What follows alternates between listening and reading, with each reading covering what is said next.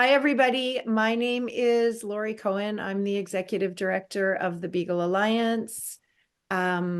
This, I believe, is our 15th town hall, and we are welcoming Aileen Jun, who is a high school student and animal advocate. And I want to take a moment to read Eileen's email to me, which sparked this entire conversation that we had with Aileen and what sort of sparked this town hall, because it was pretty impressive. And it was very inspiring. So let me just read this, and I hope, Aileen, that that's okay with you. But welcome. It was just such a great email, and of course I thought I had it right in front of me, but let me get it.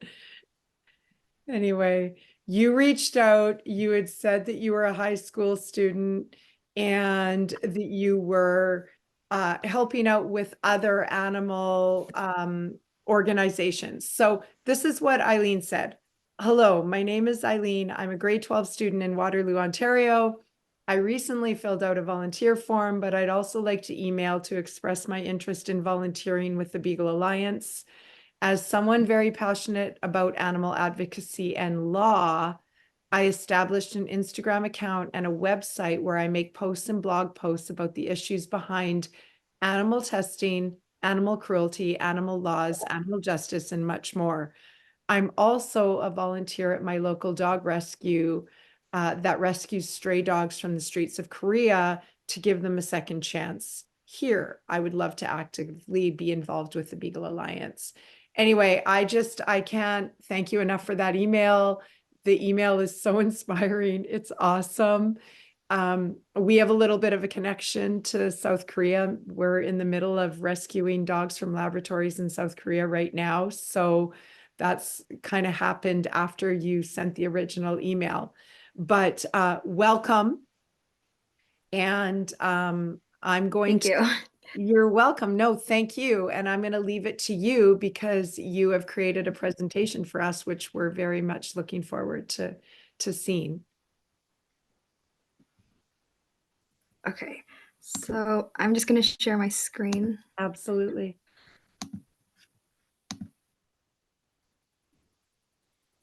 Oh. Can you see this okay? Yes, perfect. Yeah.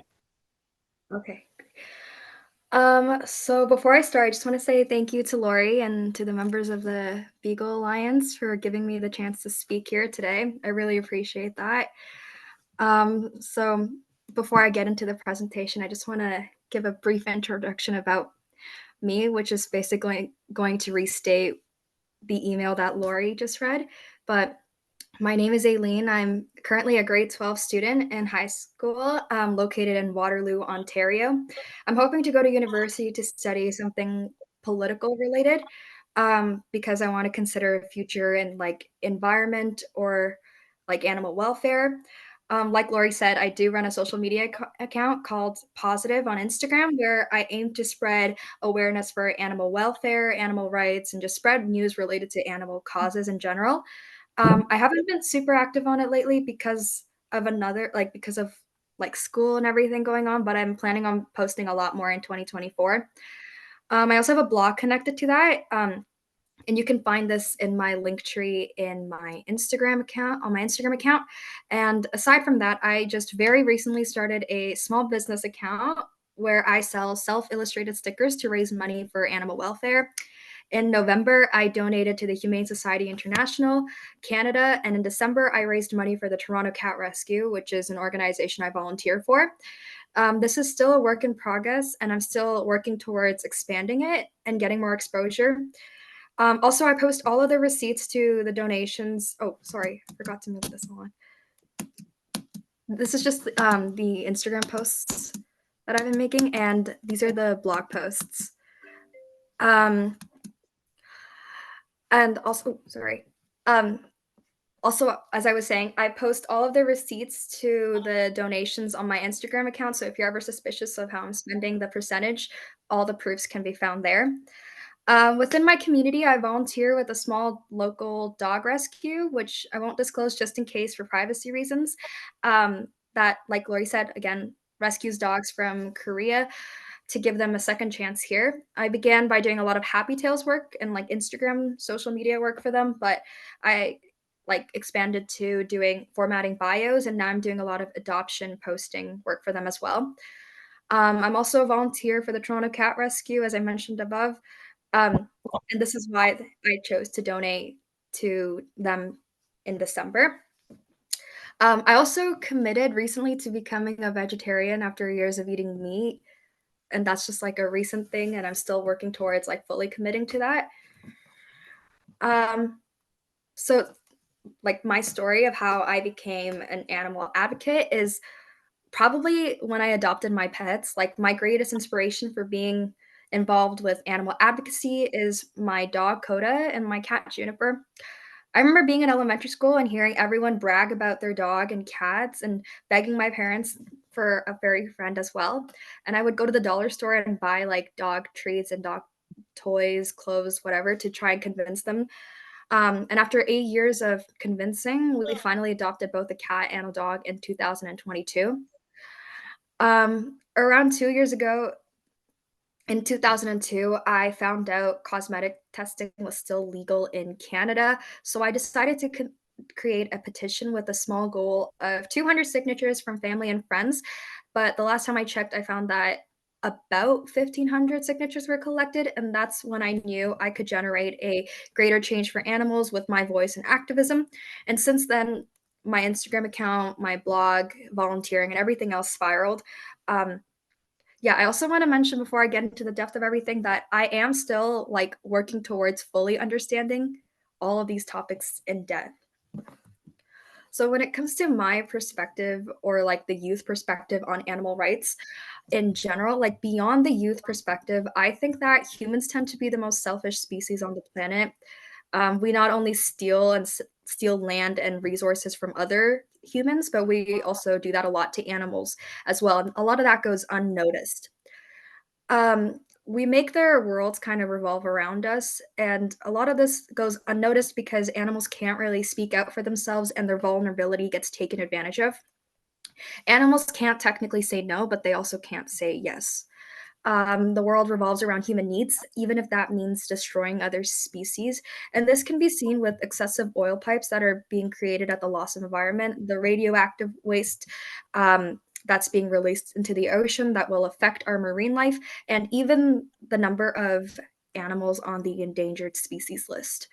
I think that a lot of animal welfare issues and deciding what's fair or not are also determined by humans, and animals just kind of helplessly have to listen to whatever decision is made for them. We decide which animals are worth keeping in our homes, which ones are nice and exotic to look at, and which animals are worth eating, which animals are worth killing, and which animals we should test on. All of this is technically done, I think, at the expense of a life, whether that means like spending their life in captivity or death. Um, I want to take a brief moment to bring awareness to some of the current issues that are not only happening in Canada, but globally. And it's difficult for me to speak about the youth perspective or any perspective in general when it comes to some of these issues because this is not prevalent, it's not mainstream media, and people aren't aware of this, even adults. Um, Therefore, there aren't a lot of things that people have to say about it because they're so uneducated about these topics. Um, and a lot of these issues, obviously, Canada has a lot to work on, but I think a lot of animal cruelty happens outside of Canada. But that just opens our eyes to understand that animal justice is something that takes mass global effort and proper education everywhere. The four issues I want to mention today, and this is um, only a few off of a gigantic list, is dogfighting, declawing the ag law, and whale hunting. The dog fighting thing is like when I think when like dogs are forced to fight each other for human entertainment, and like these dogs that are forced to fight are kept in really cruel environments and they're not fed well, and they basically have to kill each other um, for human entertainment. This is considered a felony offense in all 50 states in the US, according to the US Humane Society. And in Canada, it's been legal since 1892, but it is still legal in countries like Honduras, Japan, Albania, and Russia. Another big issue, I think, is declawing, which, like, I personally don't understand why people would do this. It's basically cutting off like a knuckle of the cat to get rid of the claws, because I think some of the reasons why people would do this is because number one, they don't want to spend money on nail trims, and number two, they don't want their furniture or to get scratched by a cat. The reason why this is so cruel is because, like, scratching is a cat's natural defense mechanism. It's like taking away the only thing they can use to defend themselves. And it's just, kind of part of cat's nature. That's why we have like cat scratchers and toenail clips, things that you can put on top of your cat's claws to stop them from scratching so much. Um, I know for a fact that a lot of vets are now against declawing, and they don't, like, they say that they won't perform declawing even if it's asked for. And a lot of like places like Humane Society and the Toronto Cat Rescue will ask you if you're going to declaw your cat, and if the answer to that is yes, they won't let you adopt from them. um, and then the ag law, it's sometimes, I think, referred to as the whistleblower law, and this law bans people from exposing unethical and cruel practices in farms and slaughterhouses. I know that the Animal Justice has done a lot of work in this, and this photo is actually taken from their website. Um, Also, when it comes to vegetarianism, farming, slaughterhouses, whatever, I'm not trying to, like, I don't think it's important to force vegetarianism or veganism on anyone. My entire family eats meat, and in the past, like, I've also had meat, but I think as a meat eater, like, you should be mindful of how much you consume and recognize that it was once a life. There's also several traditions and cultural contributions to like eating meat. So I don't think vegetarianism or veganism is the thing for everyone. But when it comes to unethical farming and slaughtering, like, that needs to be taken seriously. And the last issue I wanted to talk about was whale hunting. I think whale hunting is just so cruel because it's just like, as you can see in this photo, there's like so many whales killed. And what do you even do with this? It's just like their guts are everywhere. And I think this might also contribute to why so many whales are on the endangered species list. And I remember in the summer I read an article about like British passengers going to London on a boat and then getting traumatized because so many whales were killed in front of them. I just think it's like, even if it's a tradition, I think this is just so unethical because, like, it's just a waste of so many lives. Um, I also, connecting to that, want to shine a little bit of light on what the situation is like in Canada. Looking at Canada from a global perspective, Canada is often regarded as the polite country, and our issues are often overlooked by our neighbors' problems, the US. However, just because the US has a bigger spotlight than us, it doesn't mean that we're completely innocent when it comes to issues regarding animals. And that kind of brings me to talk about Marineland and Kiska's story. I think if you were a kid in the 2000s, you would know about Marineland located in Niagara Falls. It's closed now, but I remember growing up and hearing kids talk about their trips there. Um, I never understood the issue with Marineland until I did some research for myself. The image on my right, so the thing with the red circle, shows Kiska in some of her last moments. And this captivity for whales, orcas, or big fish in general is obviously not ideal if you can't tell by the images. It's like it might look big to humans, but to whales, like, this is not enough. So Kiska was captured in 1979 at 3 years old from the North Atlantic Ocean. She lived in Iceland, but she was sold to Marineland, Canada. Kiska had 5 calves, however, none of them survived. Um, and it is said that orcas apparently grieve harder than humans, so we can only imagine how hard that was for her. Following the death of her calves, another male orca named Ikaika, was acquired to breed with her. Ikaika developed some dental health issues, and SeaWorld, his original home that sold him to or brought him to Marineland, wanted to take care of him, but they didn't want to let him go. And after a long lawsuit, SeaWorld got him back, but Kiska lived alone since then, which was 2001. And in 2019, Canada banned the captivity of dolphins, but Kiska had to remain in her tank. And I think this is the case for a lot of animals in captivity because like they're so used to this artificial habitat that even if they were to be released into their new habitats, they wouldn't be able to survive because they never had the resources for that. Anyway, in 2021, in her final years, videos of Kiska smashing her head into her glass tank can be found, um, which indicates that she was definitely under a lot of stress and her mental health was declining significantly. And she died in March 2023 at the age of 47 years old. So she spent her whole life in this tiny cage alone. Kiska is just one whale that is remembered. There are others that also died in captivity or continue to live in captivity.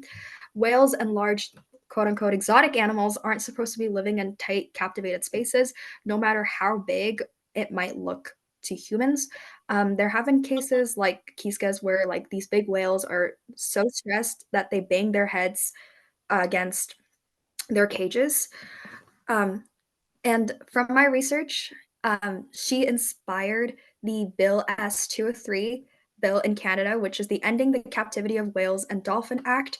Um, yeah, and they promised with that bill to recognize Kiska as the last big whale or big fish animal that would have to live under these horrific circumstances. And when it comes to captivity in zoos in general, I think it's a sensitive or like more of a controversial topic where people can both argue the pros and cons of both. But in like cases like Kiska's or other big animals living in situations where they have to, spend their life in a cage, especially regarding like the preserving endangered species argument, I think it circles back kind of to what caused them to be endangered in the first place.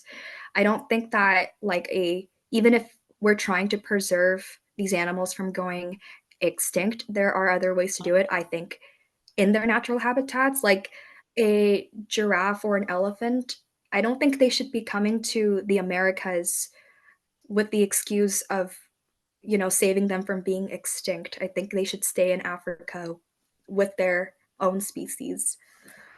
Um, but when it comes to the issue regarding cosmetic testing, Canada has, I think, worked towards banning testing here in Canada at least. However, of course, there's still a very long way to go towards for other chemical testing.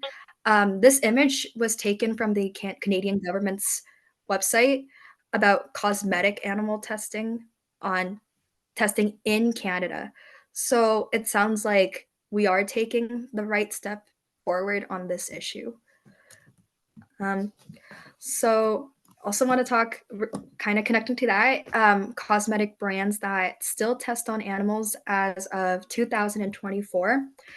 If you are a member of the youth community or you're interested in cosmetics in general, you probably have used products that test on animals. And if you notice as I go down this list, a lot of the brands that I will list are older brands. A lot of the brands that are coming out more recently, like the younger brands, are against testing and actually get approved that they have not tested on animals. So it's kind of showing that as generations proceed, many people's views on animal testing and ethical testing in general are changing. And a common misconception about animal testing is that the brands test themselves, but animal testing doesn't just mean that the brand does the testing themselves. It can also mean that they use a secondary tester or test in a different country or produce their products in a different country where animal testing is like you have to test on animals to put that product out there. Um, whether we produce like whether the products we are holding in our hands when we purchase them are produced ethically or not is not the first thing on our minds, especially when it comes to youth. A lot of people purchase items from these companies not just because they're popular, more popular than cruelty-free companies, but because they either don't know or don't care. I definitely hope that it's because they don't know.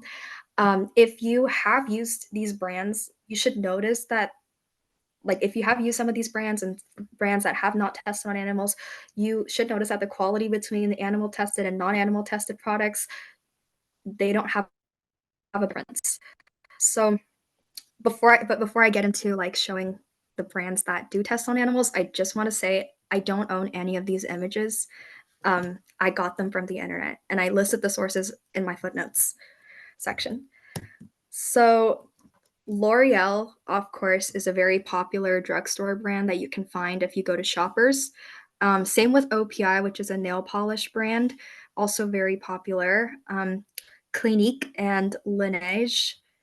Um, there's Clarins, Febreze, Lancome, Maybelline, NARS, MAC Cosmetics, Mr. Clean, and L'Occitane. Um, I didn't list them here because there are too many, but a lot of designers like cosmetic brands like Dior, Chanel, Prada, and Hermes also all test on animals. Not to mention that Hermes also still uses real animal leather to produce their goods. Um, I'm not sure if any of the brands being on this very small list surprised you. And I will admit, before I learned about this gigantic list, I have also used some of these products. So if you have these products, I think the best thing to do is to kind of use them until it's out and never kind of purchase them again. Like the damage has already been done. So I think just get rid of them after you finish it. Also, keep in mind that it's not just cosmetic brands that test on animals. If you couldn't tell by this list, there's also cleaning products like Mr. Clean and Febreze, and much more, much other countries that also test on animals. Um, just anything regarding chemicals, I think any company that uses chemicals, I think, are at a risk of testing on animals. Um, I also know that local universities might also be testing on animals. And correct me if I'm wrong, but I think the Beagle Alliance has a tab on you guys have a tab on your site with the universities Yes, you are. that yes. Yeah. Okay, great. Um, but more on the upside, I do want to share a couple brands that don't test on animals, so we know to support them. So Pharmacy is a great brand. I have used this before. Glossier, Glow Recipe. The Ordinary is a Canadian brand. So if you buy from The Ordinary, you're also supporting local, kind of. Um, there's Olaplex, Milk Makeup, Tower 28, and Rare Beauty by Selena Gomez. Human Plus Kind, Summer Fridays, The Body Shop, and The Inky List. And these are great alternatives to um, the brands I mentioned before. I have used products from both tested and non-tested, and I will say, like, I personally feel a lot more clean after using products that haven't been tested. Um, so how do you really like know if a brand is cruelty free from the packaging? You can tell just by looking at the packaging. Um, being cruelty free is something that a lot of brands do and should feel like a lot of pride in. A lot of the times, if a brand is cruelty free, it is marked on the packaging. Um, I also think that it's useful to follow accounts like the Cruelty Free Kitty and the Ethical Elephant, which are all sources that I've used for this presentation. Um, and that can really help you keep up with which brands are cruelty free and not, um, especially because these brands are kind of updating their production frequently.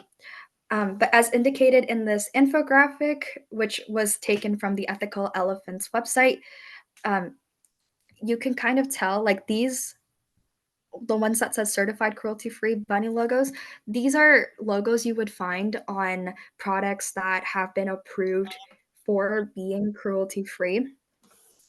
And these certifications are things that actually have to be like earned, and anything else isn't like an actual certification. And just because we are in Canada, here are some logos that are cruelty free certifications, but from different countries. So it might look different based on where you're located. Um, this one here is international. So I think that means it works like everywhere. This one is more for like US products, as PETA is the organization that issued this. And this not tested on animals is or should be found on Australian products. So when it comes to youth making a difference for animals, I think members of the youth community can strive for a greater change than they think they can, and their capabilities are often overlooked or sometimes even silenced by older generations who are already in the position to make big decisions. However, as animal welfare isn't exactly mainstream issue, I think even little actions from our youth can snowball into greater change in the future. It's important that we have a strong stance on these topics so that when we are in a position to make big decisions in big offices, all of this can be turned into actions. I also want to mention that I think it's important not only for youth, but parents of youth to be educated on these topics so that you can kind of like snowball and create this like animal welfare knowledge into future generations. So, what can you do to make a change? I think the biggest way is to educate yourself and others. The more people know about these current issues, the louder advocacy voice becomes. Keep up with current issues, sign petitions to free the animals that are in captivity or make a difference for current animals in captivity. Make donations if you can. My mom and I donate $25 monthly to the Humane Society International Canada.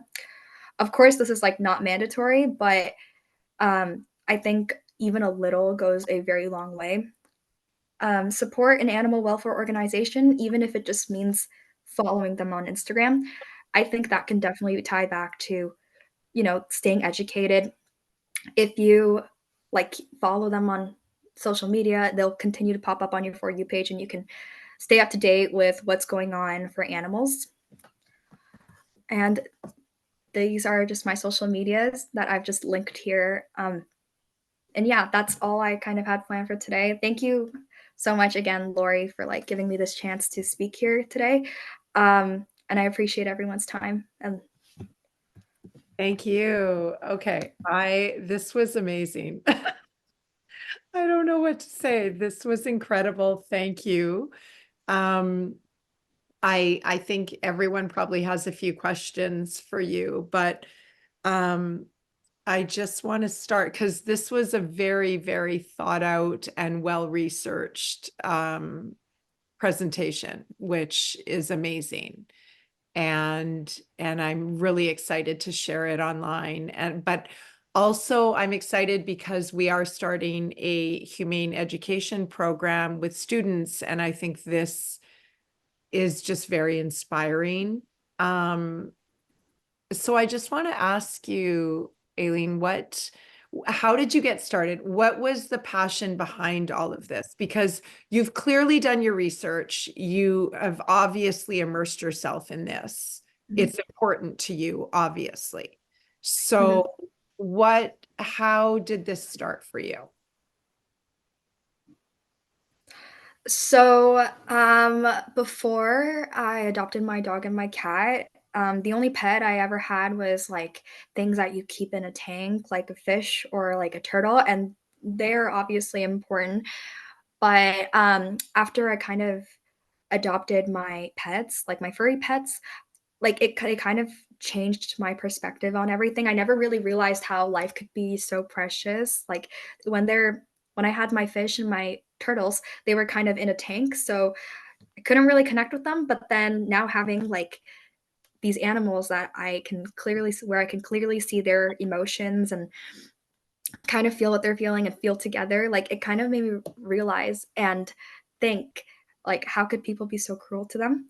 My mom also, she is allergic actually to cats and dogs, but after adopting them, like she completely changed her perspective too on animal issues. Like she told me today that she hates everyone that would ever hurt animals, and she's always keeping up with animal news as well. So I think that was also like a big influence for me. Like just I think having my pets in general just kind of changed everyone's perspective in my family. That's amazing. What prompted you guys to find, what was the deciding factor for you guys to adopt the dog and the cat? Like what was the turning point for you guys to take that step?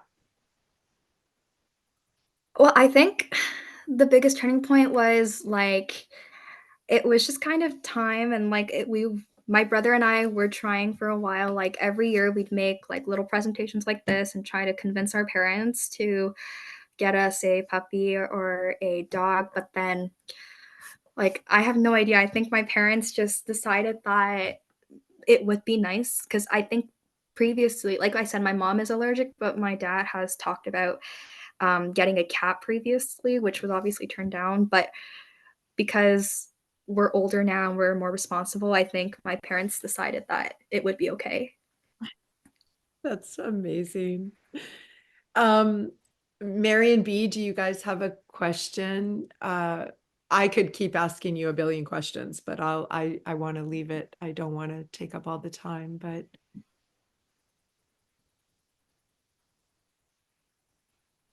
I just want to say that you make me hate myself because because I certainly right? wasn't doing anything that productive when I was in high school. This is I'm always not it's sure I'm just such that a productive now, Mary.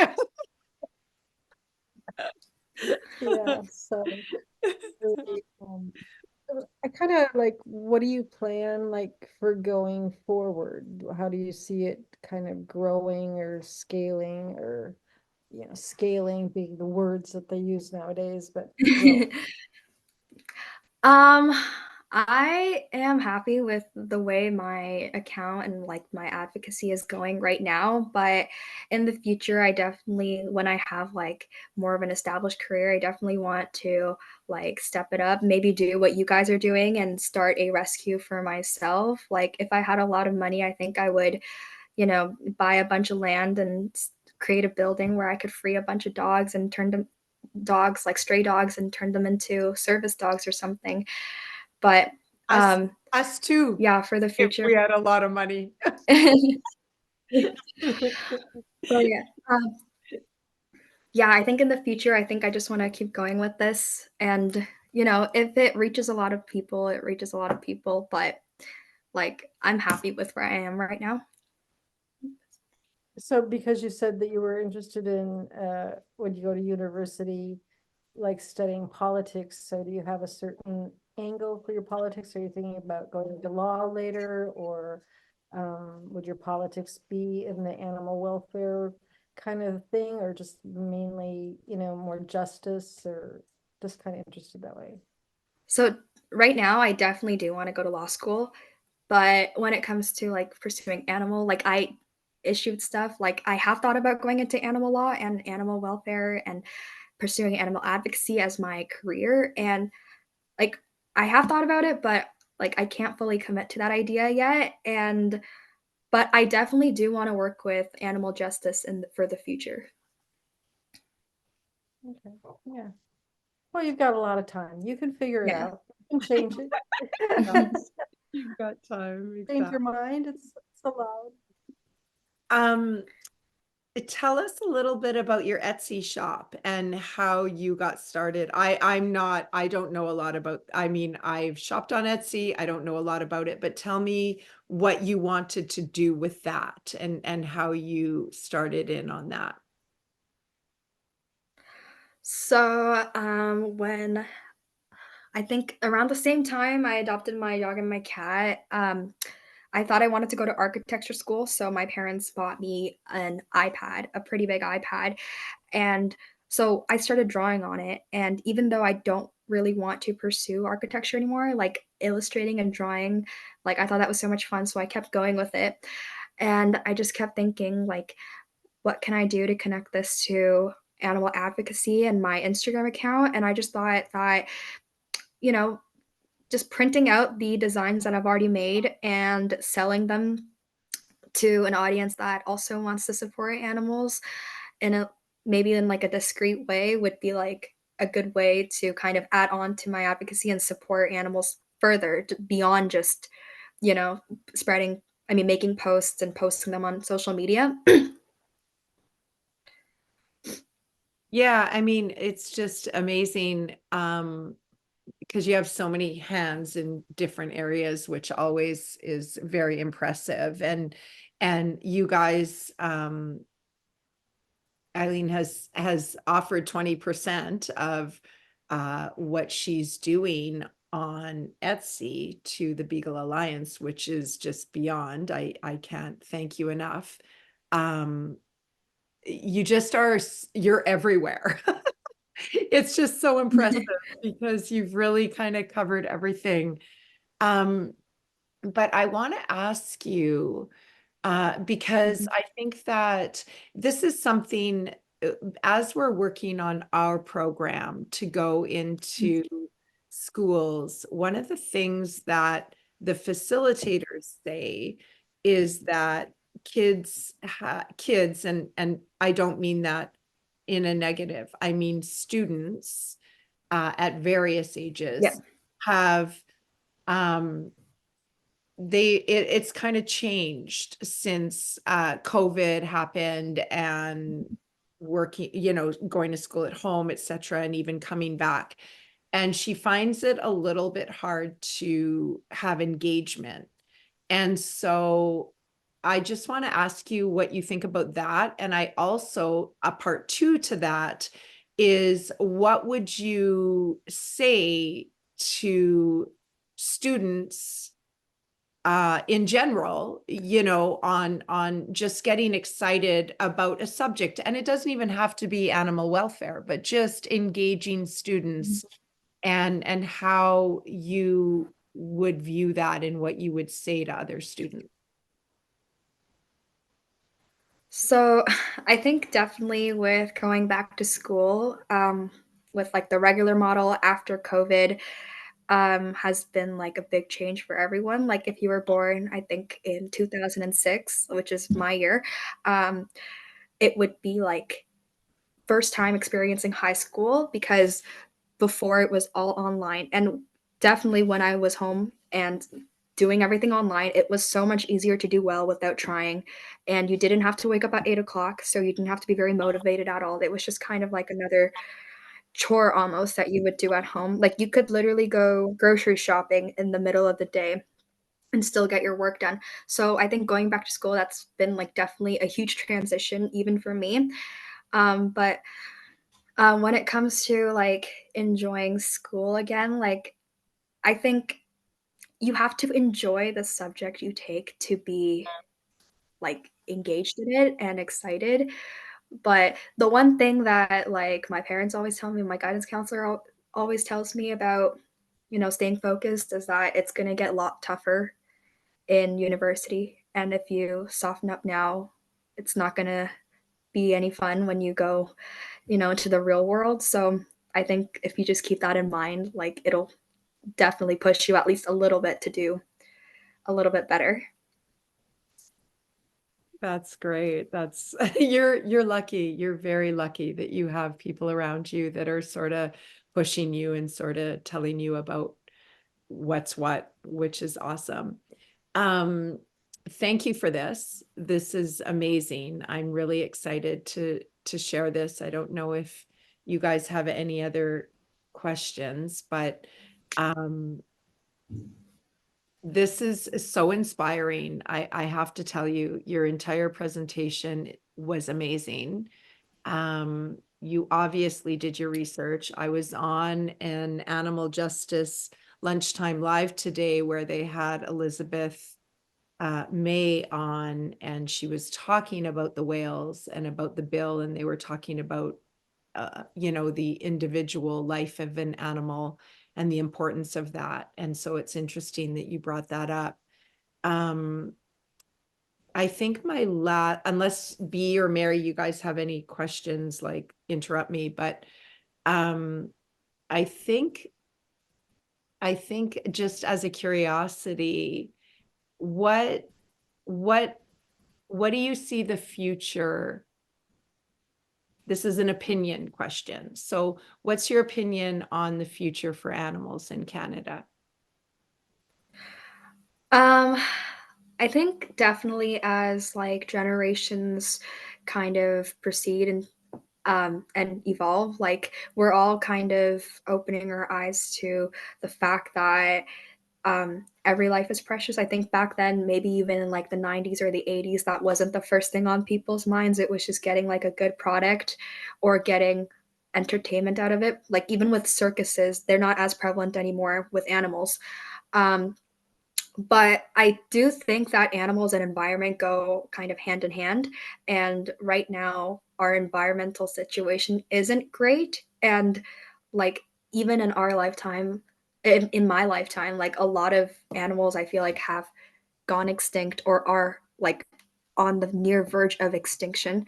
So, like, I think as long as like the environmental issue is fixed, like, there's a lot of hope for animals in the future. Like, I think a lot of like I said, even with cosmetics, a lot of newer brands, younger CEOs are kind of recognizing that unethical testing is not good for anyone. So, yeah. Thank you. That's awesome. Thank you. Well, okay, well, we're gonna leave it at that. Thank you, Eileen, for being here. This was really very inspiring and an incredible presentation. I have to tell you, you really were beyond prepared, and just it was fantastic. I'm gonna open it up. If there's any emails that come through or whatever, we'll forward them to you. And as I said, we're going to post this on our site and on YouTube. And I just think this is really going to be a favorite, because this was just a very inspiring and informative conversation. So thank you for being here. I really appreciate your time. Thank you so much. I really appreciate your time. Thank you for allowing me to do this today. Absolutely. Thank you. Privilege. Take care. Bye. Thank you. Bye.